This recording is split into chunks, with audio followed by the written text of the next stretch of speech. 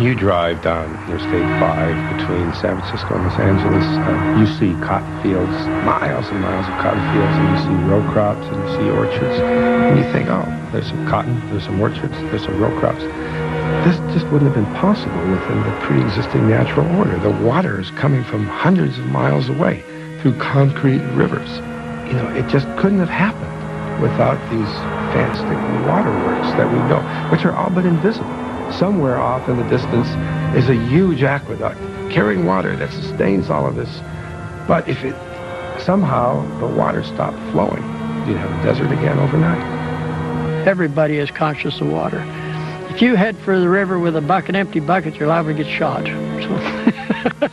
Water makes wealth. Water can turn a low-value piece of property into something you can grow lettuce on. Without water, there would just be a dry desert here, really. Water brings everything. Water brings the green. Out here, it's man-made compared to Mother Nature, the way you're doing it back east. This looks like garlic over here. Here's a young almond orchard over here. Right now, we've got a field here that's ready for planting for something, probably cotton or tomatoes. These are pistachio trees here. More lettuce over here and garlic over here. See this bronco right here, this tough grass you see on the edge of the road? This is the way it would have looked 100 years ago, before water. 10,000 trucks a day haul food to market on Interstate 5, hundreds of miles through the heart of California. For nearly a century, congressmen, governors, presidents, and farmers have fought bitterly to make nature do their bidding here on the San Joaquin Plains. They have made the Central Valley the richest agricultural region in the history of the world. Here, it is drier than North Africa. And to bring water to this dry land, we built the world's largest and most expensive waterworks. This is the most completely transformed landscape of its size anywhere on Earth, transformed entirely by water. Here, we churn out a quarter of America's food.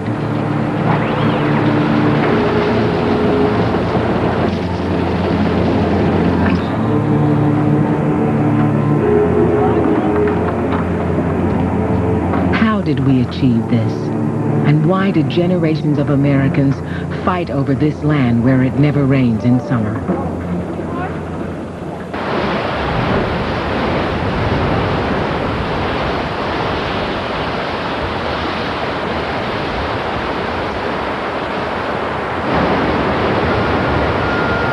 Sierra Nevada rivers to the east have flooded a few weeks each spring since the beginning of time.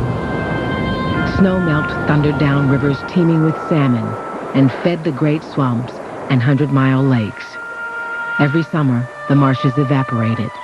The valleys shimmered in withering heat. It was the American Serengeti.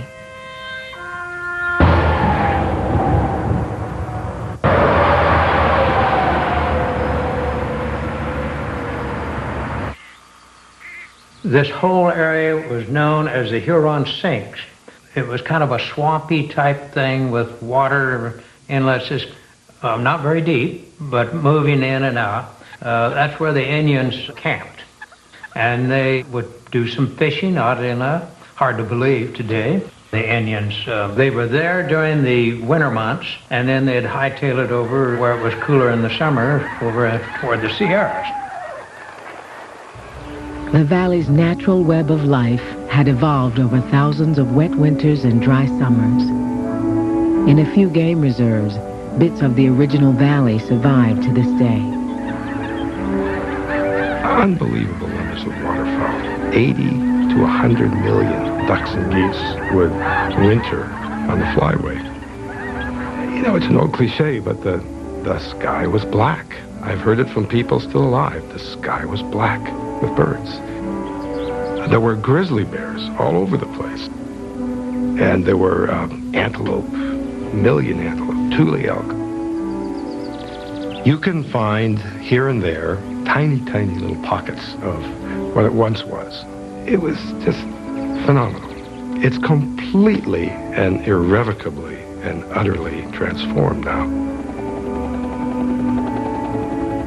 The Central Valley has one huge drawback. It stops raining in most years in April or May, and it starts raining again in November. And then when it does rain, it rains like crazy. In 1862, after the town of Sonora got 78 inches of rain in 6 weeks, the Central Valley was a lake the size of Lake Ontario. It was 250 miles long and 40 miles wide, and it was underwater. The only way to get from San Francisco to Sacramento was by boat. Sacramento was completely underwater in 1850 and again in 1862.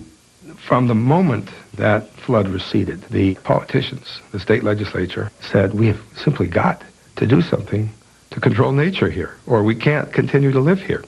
And that was really the beginning of the transformation of the valley.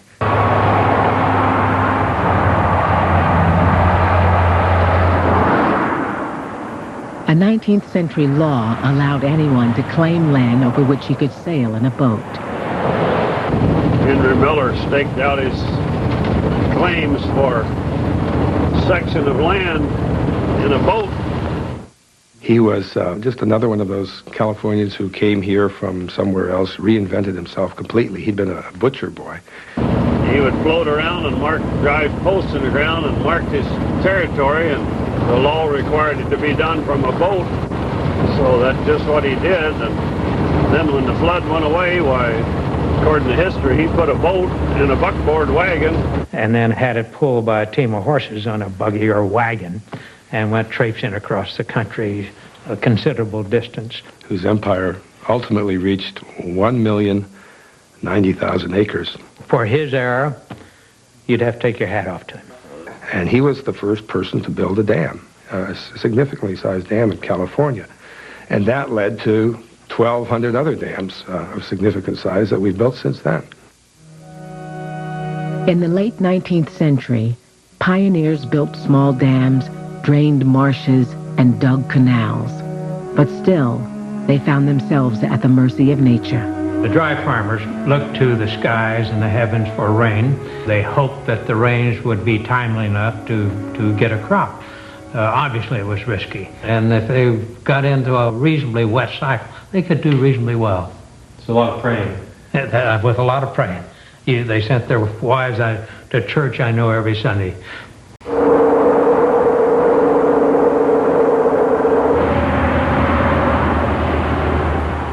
But a vast aquifer of pure water lay just underground, built up like water in a sponge over thousands of winters. In a few places, it even gushed up to the surface. After World War I, traveling salesmen went from farm to farm selling powerful new turbine pumps. Now farmers could pump as much groundwater as they needed. In 1929, California pulled ahead of Iowa as America's leading farm state, even as drought settled over the valley.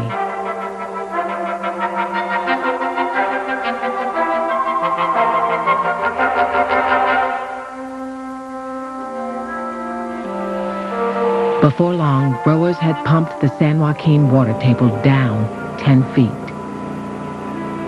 And by 1930, they had 24,000 turbine pumps on the aquifer, drawing it down to 100 feet below the surface. Deep-rooted oaks on the San Joaquin plains began to die.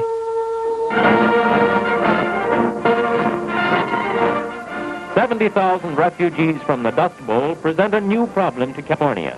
Squatter camps spring up and living conditions alarm the health authorities. These newcomers seek to make a living by following the harvest and working in the fields or at When growers called for more labor, refugees from the Midwest began their exodus to the Promised Land, to California. They are almost all of American stock, people driven from their old homes by dust storms, drought, ill health, hard luck.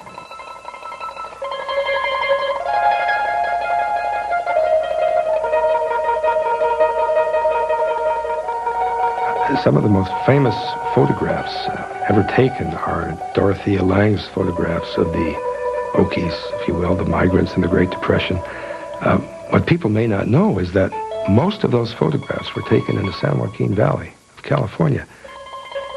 That's where it hit. That's where the great population migration was dumped.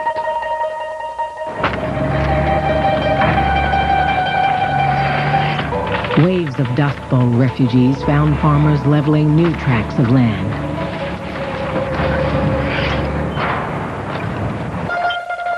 Cheap labor and cheap water were key to the expansion, key to the abundance. What migrants could not see was that growers were pumping the aquifer dry. They could pump hundreds of gallons a minute. It was like a fire hose. There was something like 24,000 pumps, big pumps. The groundwater just disappeared. They overdrafted it. They mined it so fast that the valley subsided. Portions of the San Joaquin Valley dropped 3 feet. You're pulling out 100 buckets of water and only a cupful is being replenished currently.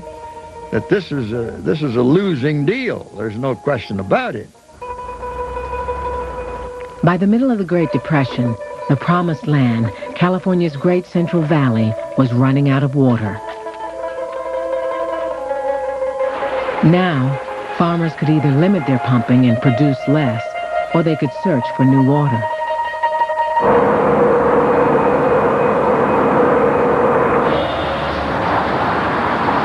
So that you can look across at the Sierras, and if there is a cloud layer or a cloud formation, you can see through the height, you can see the snow layer just capping the whole top of the mountains that surround the valley floor.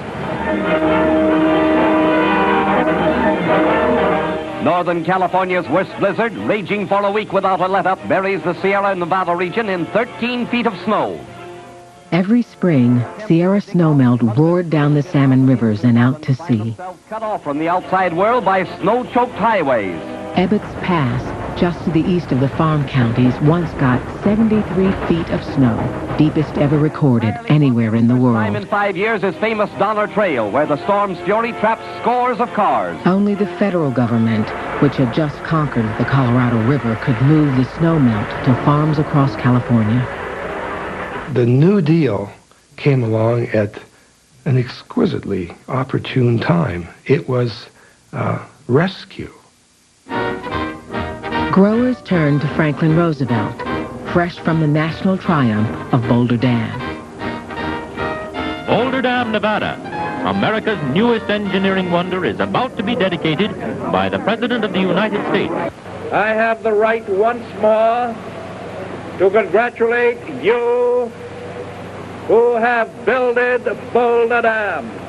Now, Roosevelt and Congress gave California a gift even greater than Boulder Dam, the Central Valley Project. Here we have the most elaborate irrigation project, public works project ever built, just when it's desperately needed.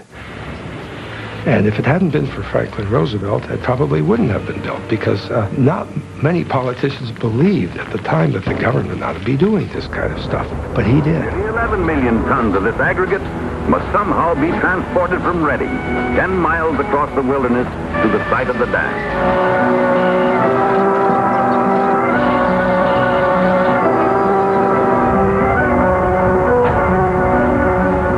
The Central Valley Project would capture snowmelt from the living rivers and dole it out in summer through a 3,000-mile grid of dams, canals, and reservoirs. It would water an area the size of Lake Michigan. No one had ever built anything like the Central Valley Project. This solution to the growers' overpumped groundwater would be bigger and more complex than Hoover Dam. It would be the biggest public works project since the Great Wall of China. It would be the most expensive waterworks in history. Shasta, the main dam, would be taller than the Washington Monument. On behalf of the Bureau of Reclamation, I'd like to welcome all of you to Shasta Dam. My name is Sherry, and I'm going to be your tour guide today. Shasta Dam is the second largest concrete gravity-type dam in the United States.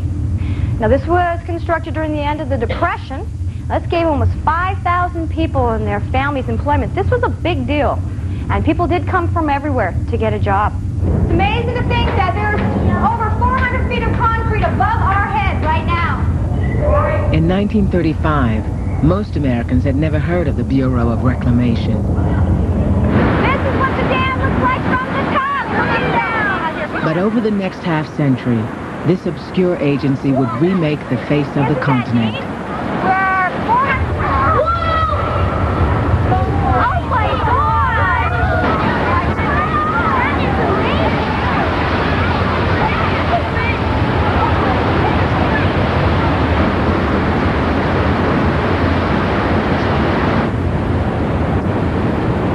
These giant irrigation projects were made possible by the old Reclamation Act of 1902. Congress had passed the act a quarter century before to stop the sort of land grabs Henry Miller had orchestrated, and to put thousands of new small farms in the arid West. Go through the headquarters of the Bureau of Reclamation in Washington, you'll see murals all over the place, and they all depict this grand development of water resources and the cultivation of land and the arrival of settlers. New land, all through irrigation, otherwise it wouldn't exist. Those murals are everywhere. And of course, you're not in the West very long before you realize that the key is water. And I think clearly that the original intent was if we got the water to the land, we could put farmers on it. This was a settling of the West, and that was the best of intents. And in fact, it was written into the law. This was going to be for small farmers. This was going to be for people who farmed 160 acres. Days after Congress passed the Reclamation Act in 1902, speculators, real estate brokers, and congressmen began their horse trading. Everyone could see that land with water was worth more than land without water, and every senator wanted a water project. The political pork barrel was born. By law, water would be sold at a fraction of its cost to small 160-acre farms. It was true that many small farms would soon get government water. But eventually, the largest recipient of the largest water project in history would not be a small farmer, but the Southern Pacific Railroad, largest landowner in California. By World War II, CVP canals would work their way south and soon transform the valley into the breadbasket of the world.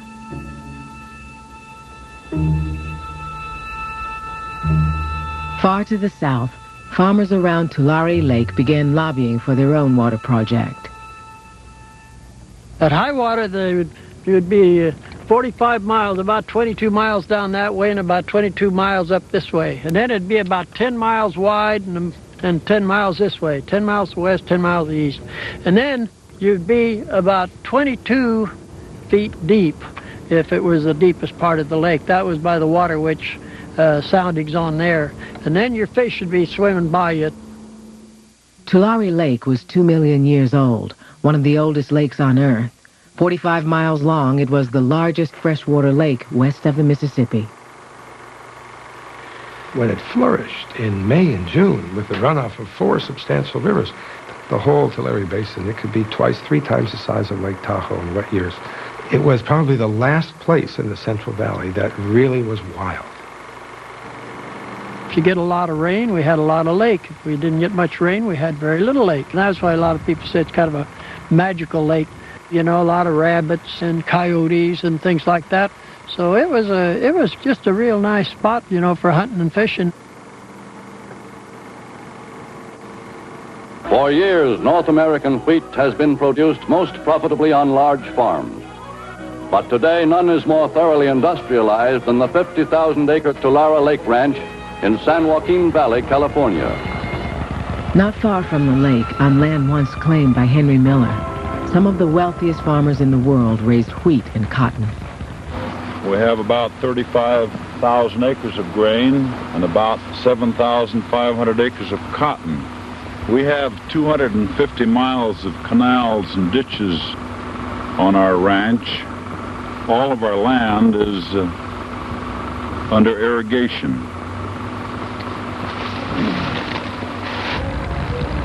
In dry years, growers could farm bits of the lake bottom, but they wanted to farm it all. In 1940, the Bureau agreed to build irrigation dams on rivers feeding the ancient lake. The law would then force growers to sell off their huge holdings into small farms. The idea of subduing nature has captivated the whole country. There's practically no dissent. No, the kingpins are the Army Corps of Engineers, Civil Works branch of the Army, and the Bureau of Reclamation. Congress cannot appropriate enough money fast enough for these agencies to build more dams. I'll give you your dam, you give me mine. That's the way it worked. Here's two federal agencies going to two different committees for authorizations, two different sets of rules, all financed from the same pocket, the Federal Treasury. And the Corps and the Bureau ended up in a bitter, bitter rivalry over who could get to the next dam site first. The Corps of Engineers had far different legislative authority. They could build a project without acreage limitation. They could build a project with no operation and maintenance responsibility for the beneficiaries of the project, and no repayment responsibilities from the beneficiaries of the project. So this was pretty tough competition. The Corps dammed the rivers, dried out the lake, and then brought back what had been Tulare water to irrigate the dry lake bed.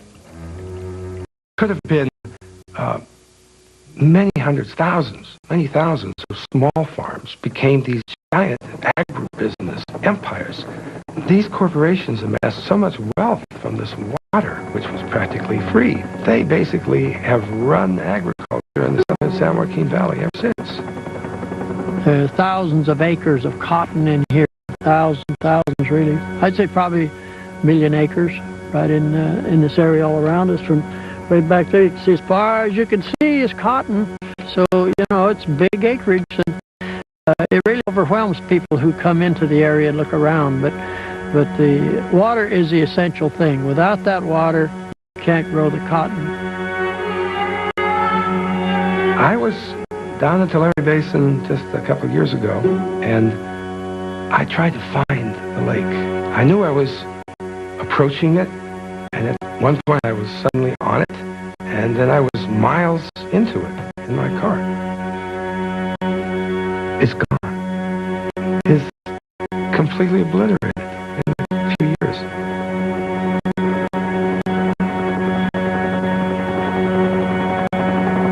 What had been Tulare Lake is now 50 miles of plowed cotton field along Interstate 5.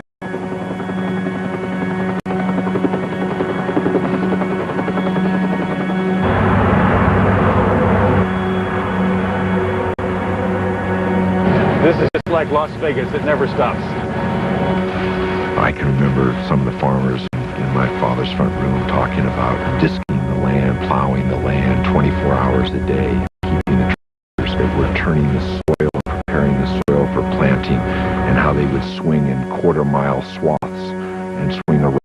And, you know, it was a ballet of linking huge tractors together to flatten the land, to level the land, to turn the land, to irrigate. We had built the CVP to relieve strain on overpumped groundwater. But with so many acres of new crops, farmers increased their pumping. The aquifer fell. And now, the exploding population of Los Angeles wanted valley water. After all, California farms use more water in a year than LA could use in half a century. Even with the Central Valley Project, Californians once again wanted more water. This is Pat Brown. This is Papa Brown here. This man promised California farmers that they would have plenty of water. Growers asked Governor Brown to build a state-financed flood control and irrigation project.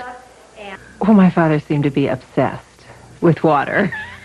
He talked about it all the time. In fact, I remember when he would give speeches running for governor the last time, he would give these speeches and talk about water all the time, and he'd come back and he'd say, I know it's not sexy. I know people aren't listening, but water is important. He fought for it, made it happen. A man-made river, 600 miles long. Water for homes, for industry. It's always a disaster, whether it's a drought or a flood, that gets the state rolling again. And in 1955, one of the worst flood episodes in the history of the state occurred, where the Yuba River went over its banks, and the Yuba City, a fair-sized town in the Sacramento Valley, was almost destroyed. Pat Brown knew that almost all Californians believed in flood control and irrigation. He wanted to build a state water project. It was an unheard of idea for any state, even a rich state like California, to build something that big. Governor Pat Brown of California joins with Universal Pictures executives to open the new Studio Center. With swing votes from Los Angeles, Brown's state water project squeaked by on a 3% margin, the biggest bond issue ever by any state for any purpose, even though we already had the largest waterworks in the world. The theory was that if any water reached the ocean, it was wasted. And so you had to grab it and put it somewhere else. Large-scale excavation projects, such as harbors and canals, The University of California and the Atomic Energy Commission tested nuclear explosions for excavating waterways. Sedan was detonated at 10 a.m., July 6, 1962. The dome rose to a height of 290 feet before it vented at 3 seconds. When testing became a public relations disaster, officials abandoned any thought of nuclear canal building in the Central Valley. On its own, the state of California was building its own waterworks, just as big, just as expensive as the Central Valley Project. Pat Brown's waterworks would cost as much as the Manhattan Project. The size of the state water project is something you almost have to see to believe. Orville Dam, solid earth, and almost half a mile thick at the base. It's just about 150 feet shy of the Eiffel Tower. The pump lift at the Tehachapi Mountains is about 3,000 feet. So you have a river running uphill 2/3 of a mile. Even before the Central Valley Project was finished, we were already building a second project, just as big. The presidential helicopter stirs up clouds of dust as it lands in Los Banos, California, where Mr. Kennedy is to break ground for another federal-state conservation endeavor. It's a pleasure for me to come out here and help blow up this valley and the cause of progress.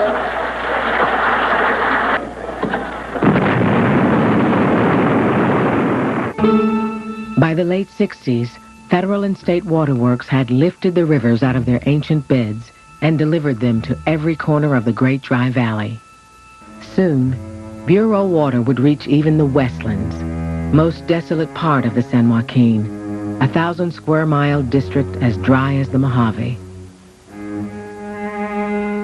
The local congressman predicted that the Westlands would soon be settled by thousands of small farmers.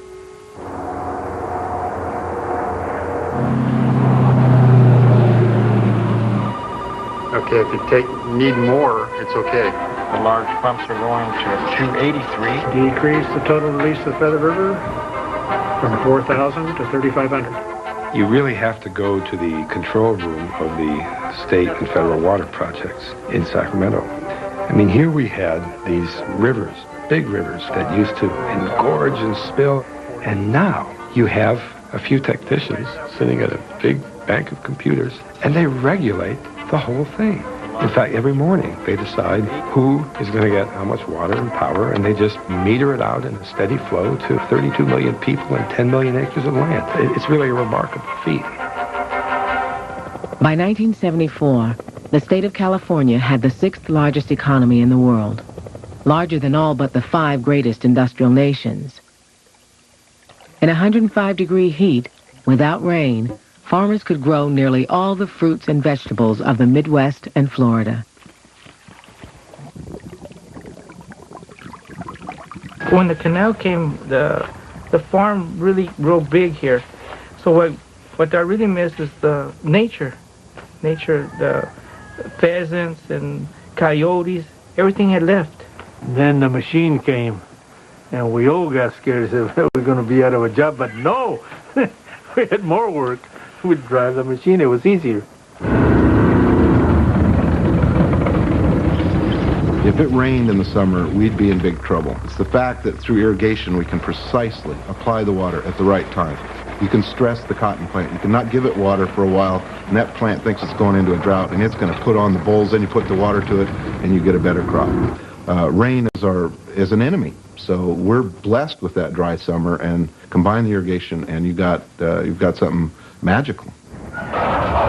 The new water supplies brought new mechanization and spectacular production that continues to this day. The University of California joined with growers and manufacturers to research specialized machinery for large irrigated farms. Well, you're talking about farms that 20,000 acres, 50,000 acres, 100,000 acres, and these lands just overwhelm anything that people thought about in these forms of agriculture in the southeastern United States, and there was just nothing like the Central Valley. Everybody else in the country was relying on God to give them water, and these guys got it from the U.S. government, and they got it when they wanted it, time of day, day of the month, time of the year, and they got it almost free. A few researchers noted alarming changes amid the prosperity. Accumulation of salt and pesticide residue, worsening conditions for farm labor, the lack of small farms, and the disappearance of salmon. Congress did not share their concern, and Western water projects rolled through Congress as they had for decades. I've always referred to it as the Iron Triangle, which is really an alliance that was developed between local sponsors, their congressional delegation, and the Bureau of Reclamation, or the Water Development Agency, the Corps of Engineers. They were the heart and the soul. They were the oil that made the engine of the Congress run. People voted for each other's dam projects. Every congressman wanted one, and every congressman got one if he voted for everybody else's. The way that legislation passed often was the committee chairman's favorite dam was stuck onto it, even though it was an education bill. Dams mean pork barrel. I mean, the Civil Rights Act, for example, would have never been passed without the benefit of using, pork barrel water projects. Staff in the White House and the Office of Management and Budget prepared as a matter of routine a list of water projects which were not justified and ought not to be funded. President Nixon and then President Ford all, of course, said, this is very interesting and I really appreciate the hard work you've gone to prepare this list, but no way am I going to do this, and they rejected it. And that's primarily because they were insider politicians. They knew how the Congress operated, and President Carter was an outsider.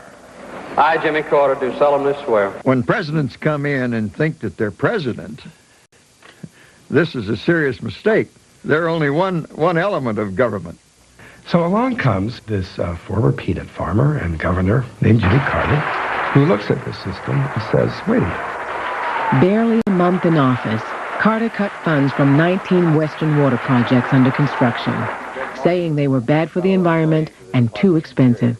Ladies and gentlemen, I give you the President of the United States.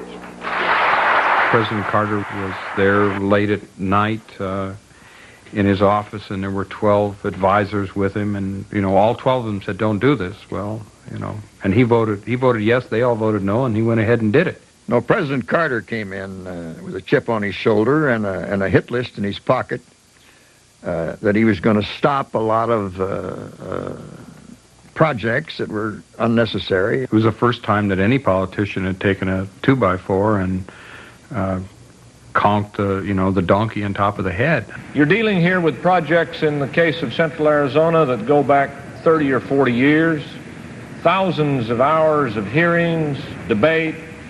Why was it that the decision was to take the money out of the budget? Why couldn't we announce that a review process was underway? It was like lightning.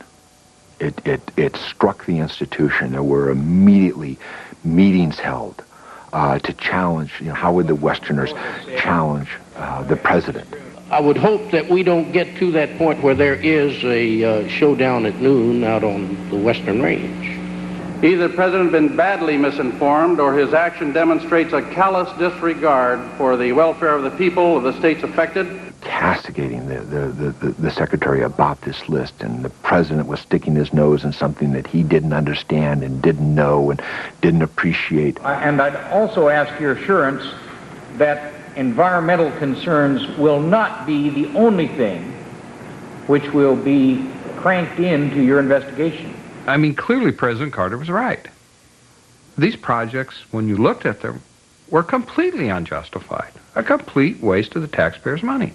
At one point, I said, you know, Mr. Secretary, I'm not sure this list is all bad. I think there's some projects here that don't make sense. And it was like a ton of bricks fell on you. Some of them are $168 million over authorized cost, $192 million over, $53 million, $11 million, $10 million. I think the review is justified. People pulled you aside in the hallway and they said, you can't do this. We've got to stick together. We've got to hold together. This is an assault on all of us. If they get my water project, they're going to get your water project. If they get my water project, I'm going to help them get your water project. These projects need to be looked at very closely. I personally don't believe that any of the projects ought to be built, but I'll keep an open mind. And it was the bell that could not be unrung. And it sent out a message to other members of Congress who weren't from the West that here was something that was amiss. Here was a place, if you wanted to go at the waste of taxpayers' money, you could. If you wanted to build your environmental credentials, you could. The President Carter paid a great price for what he did, but he changed, again, the entire political history of how these dollars are spent. Water projects are symbols. They're symbols of they're always something much larger than what they really are.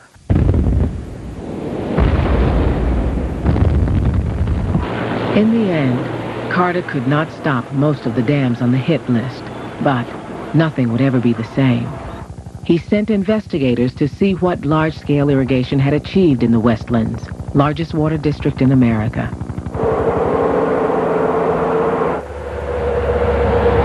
The Reclamation Project Act, to begin with, visualized family farms of a subsistence nature. They didn't visualize farms that were going to make enough money to send the kids to college or even send them to a dentist. They visualized a farm that would support a family, grow their feed, and maybe a little surplus so they could buy a bag of salt now and then. Those of us that had lived out here for many years had seen what happened to the homesteaders where they dried up and gone away. The 160 acres was not, was too small to be a viable farm operation. It was, who's going to get the benefits of this federal investment? Is it going to be rich guys? Is it going to be speculators? No, we don't want that to happen. We want it to be farmers, family farmers. We end up in California where we're irrigating lands that even go back to the Spanish land grants, 50, 60,000 acres in a single holding. So it was far different from what was visualized by the 160-acre limit in the 1902 Act. There was not a single 160-acre farm in the Westlands. Growers and the government had been arguing since the beginning over when this 1,000 square miles would be broken into small farms. Now, in owning the 160 acres, it meant a wife could have 160, the husband could have 160, and if they had 20 kids, they could just, and if you had an Aunt Susie somewhere, and you had Uncle Ben over here, and their 4 kids, and you can see what began to happen. And we found ways to comply that we could make the economics work. And if it meant, you know, creating some subsidiary organizations, if it meant having your son have 160 acres and you have 160 acres, you did that because that's what it took to survive. There was no big, kind of scheme to rip off the treasury. It was just a way to make things work. Local Chamber of Commerce was together with the local Farm Bureau, that was together with the local Cattlemen's Association and the Cotton Growers Association, and we all arrived at agreement that you should spend the federal money to bring us the water. Turned out they were all the same people. We took hundreds of millions of dollars, federal dollars, taxpayer dollars, and we bestowed it on a very small number of people. And we did so with a promise that they would break up their farms, that they would provide rural communities throughout the area. And the large farmers and their lawyers had the ability to morph themselves into any size farm that you wanted to make eligible for the subsidy. You had the Central Valley farmers who were not only growing subsidized crops, but then they were receiving subsidized water to grow that subsidized crop, and the federal treasury was paying farmers in other parts of the country not to grow that crop. These people had hundreds of ways to skin the cat. They had predicted that there would be perhaps a 30 or 40% increase in agricultural productivity, and in fact, over the first 10 years, it had increased by 300%.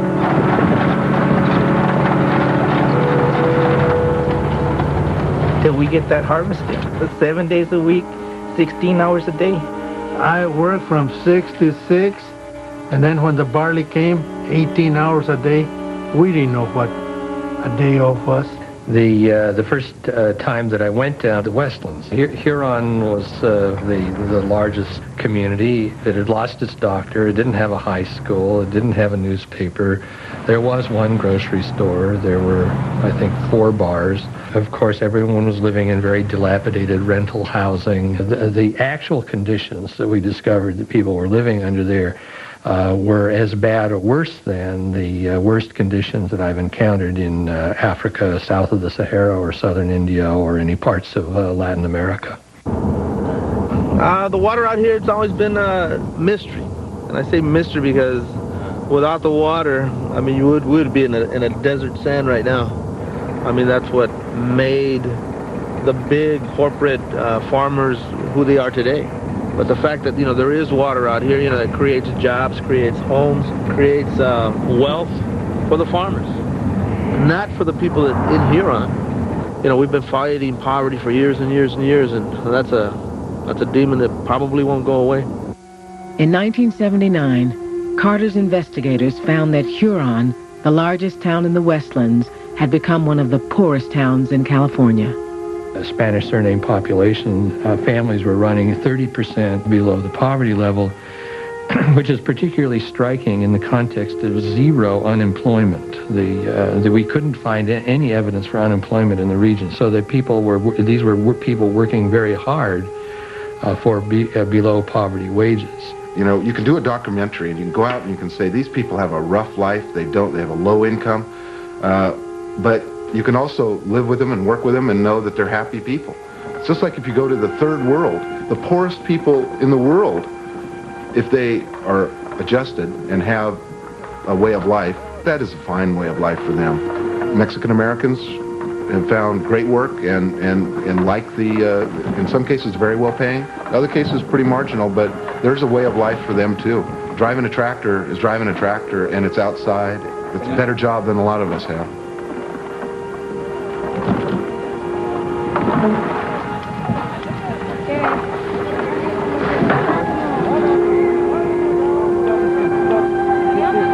Small farms and towns vanished as production skyrocketed.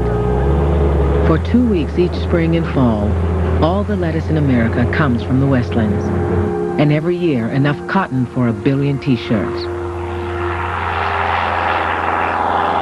By 1979, no place on earth had been so changed by the manipulation of water.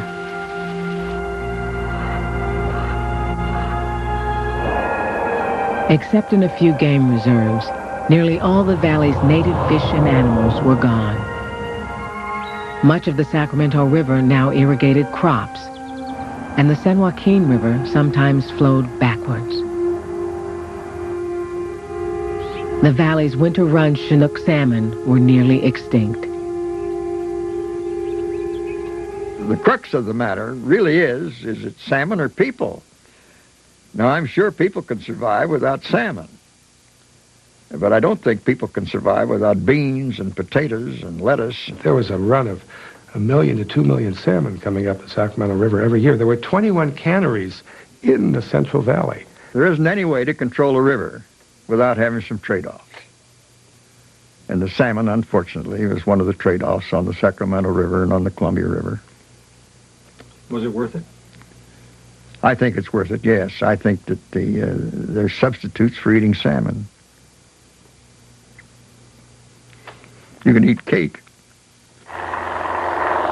In 1980, the Carter administration was reviewing growers' water contracts. They were paying about a quarter of what it cost to bring the water across California. President Carter, running for re-election, could have sent a strong message by questioning the price of water, enforcing the 160-acre limit, and demanding environmental changes in Western water policy. But suddenly, on the heels of a hostage crisis in Iran, Carter found himself in a race for his political life against Ronald Reagan. He turned to the San Joaquin Valley for campaign support. Mrs. Carter's first stop in California was on friendly turf at the home of a longtime supporter in Fresno. It was the second... Carter and Congress chose not to change Western water policy. I mean, every time a presidential candidate, every time a gubernatorial candidate, every time a congressional needs some money, you land down there on one of those private landings, they have lunch for you, you walk out of there $10,000 richer, $150,000 richer, and they buy another day. And that's what they're doing. They're just playing for time. You know, these are not shy people. These are these people. You couldn't. Never mind.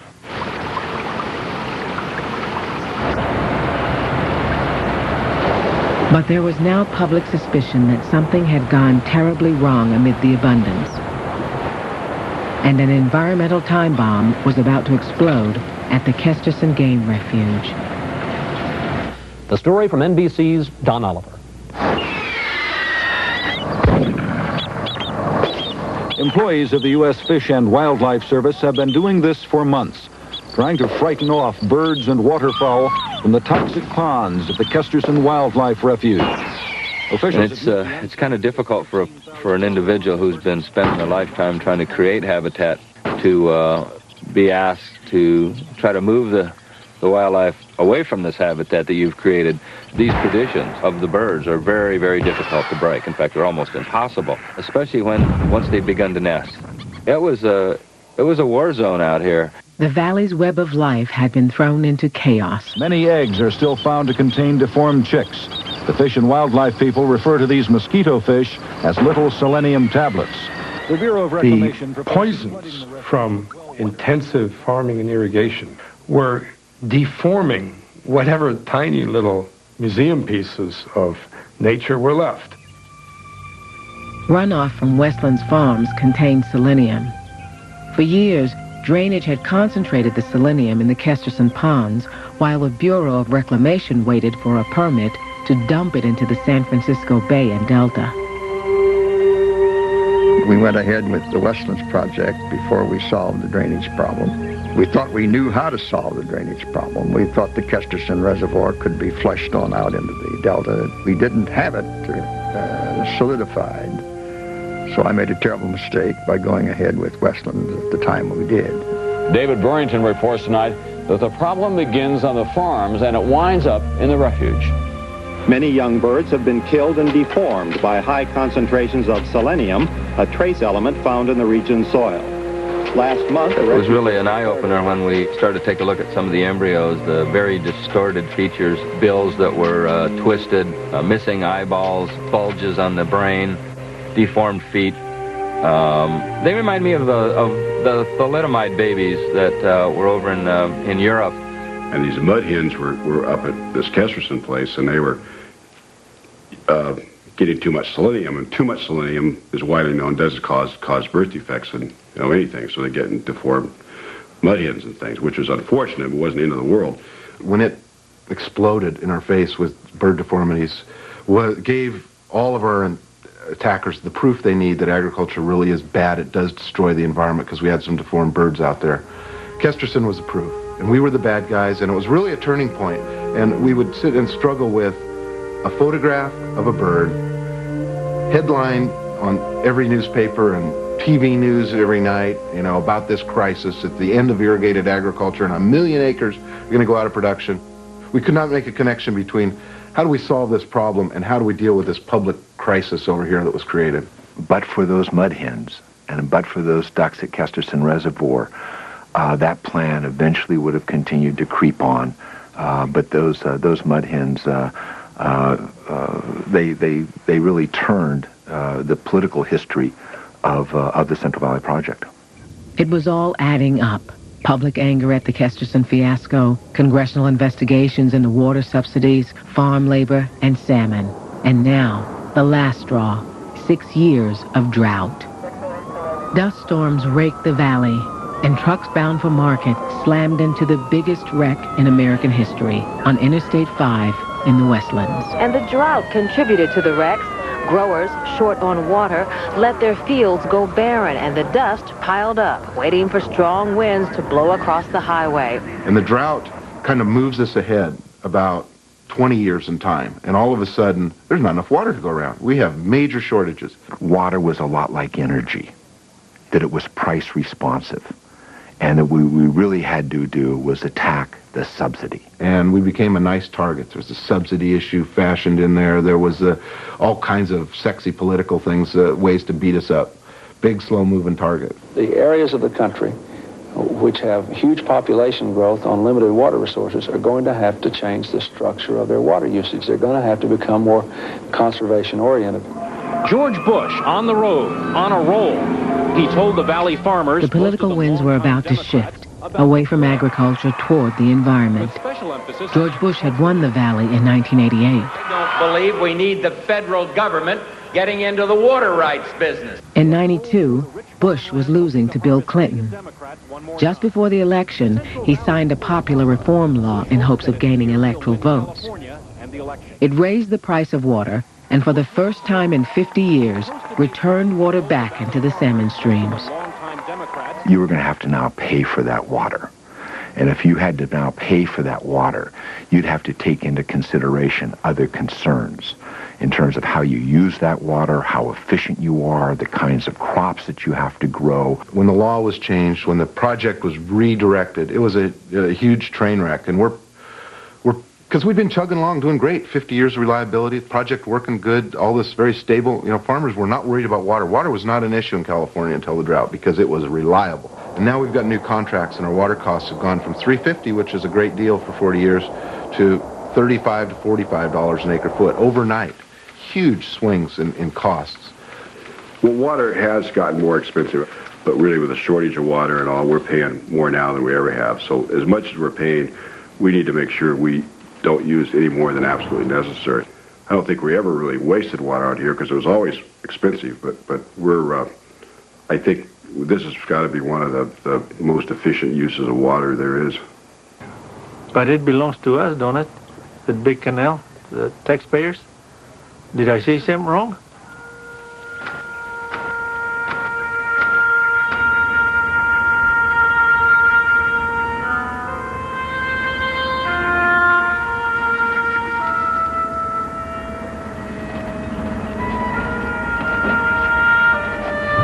In the years since the reform law, there has been a fragile peace. But the great Central Valley will never be the same. Nearly all the corporate farms have gone, along with some smaller farms. Native birds and Chinook salmon have begun a very slow comeback. The large growers who remain are among the most productive and water efficient in the country, producing more with less water. No one will ever know whether thousands of small farmers could have done the same.